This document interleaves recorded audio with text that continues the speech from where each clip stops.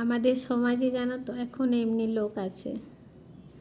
কালকে একজন এসে বলছে, আমি জিজ্ঞাসা করলাম তাকে, কেমন আছে তোমার মা? বলল, মা ভালো আছে। মা তো এখন এখানে থাকে না। আমি বললাম, আচ্ছা, কোথায় থাকে? বলে বৃদ্ধাশ্রম।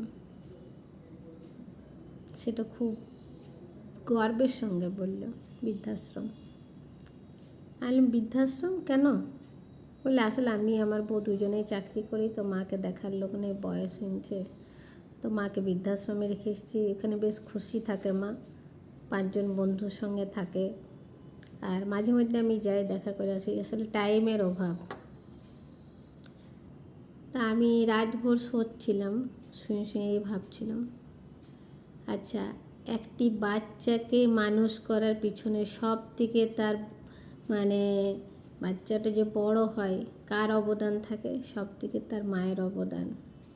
সারা রাত জাগে, বাচ্চা তখনই পেচ্ছাপ করছে, তখনই পায়খানা করছে, সব কিছু পরিষ্কার করা, বাচ্চাকে ঘুম পাড়ানো, টাইম টু টাইম খাওয়ানো, সেই বাচ্চাকে তিলে তিলে বড় করছে।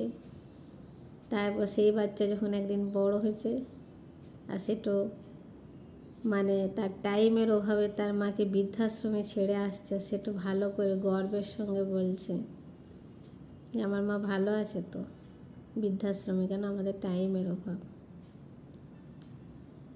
তো আমার মনে হয় একটি বাচ্চাকে মানুষ করার পিছনে তার মায়ের থেকে বড় অবদান আর কারো হয় না। কেন? আমরাও তো মা হয়েছি, আমরাও তো দেখি তিলে তিলে একটি বাচ্চাকে মানুষ করতে হয়।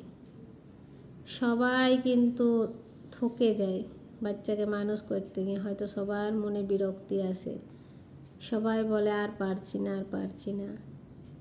কিন্তু মা কখনো কিন্তু সে ভাষা শুনতে পাবে না। তার জীবনে সর্বস্ব দিয়ে বাচ্চাকে সবসময় রক্ষা করে, সবসময় আগলে রাখে। হয়তো তার পিঠ ট্যাড়া হয়ে যাচ্ছে, সে বসতে পারছে না, কোমরে ব্যথায় সে যন্ত্রণায় ছটফট করছে, তবু তোর বাচ্চা যখন কাঁদে তখন কিন্তু তার মা সঙ্গে সঙ্গে নিজে সব কষ্ট ভুলে বাচ্চাকে আগে নিজে এসে বলে না, জল পড়লে ছাতা ধরার মতন, গাছের ছায়ার মতন। আমার কালকে রাত্রিবেলা সারা রাত ঘুম আসছিল না, এটা শুনে পরে। আবার এও বলবো না, অনেক অনেক আছে, অনেক বাচ্চারা আছে যে মা বাবার জন্য সব কিছুই, জীবনে সব কিছু স্যাক্রিফাইস করে। আমারই এক জানাশোনা আছে, সে আজকে বাবা মায়ের জন্য নিজের সব কিছু দিয়ে দিয়েছে, সংসারের জন্যে। নিজে বিয়ে করে নেই, নিজের কোনো শখ আহ্লাদ নেই যে আমার মা বাবা কী করে খুশি থাকবে। তো সংসারে 2 টাইপের মানুষই আছে, 2 টাইপেরই মেয়ে ছেলে সংসারে থাকে। অনেক মেয়েরা আছে, অনেক ছেলেরা আছে, কিন্তু সবাই একটি কথা স্বীকার করতে আমরা সবাই বাধ্য।